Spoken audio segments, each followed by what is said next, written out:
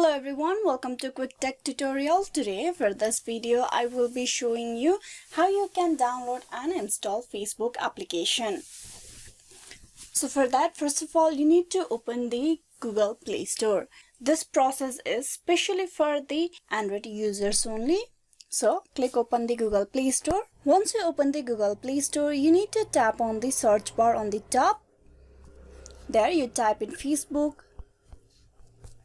and tap on search. You can see the result of the Facebook on the very top. You need to tap on install just beside it and wait for the application to be fully downloaded.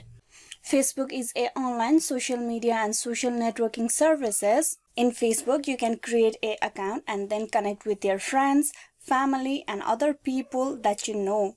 In Facebook application, you can share, update and upload photos. You can also engage with friends and the other pages on the Facebook. You can stay connected to the communities that are important to you and also create a groups for your particular group of friends. You can see the installation process of the Facebook is completed. Now you just tap on open and with that you have successfully installed and downloaded the Facebook application for your mobile device. So this is how you can download and install the Facebook app. Hope this video was useful. Please like and subscribe the Quick Tech Tutorial. Thank you for watching till the very end.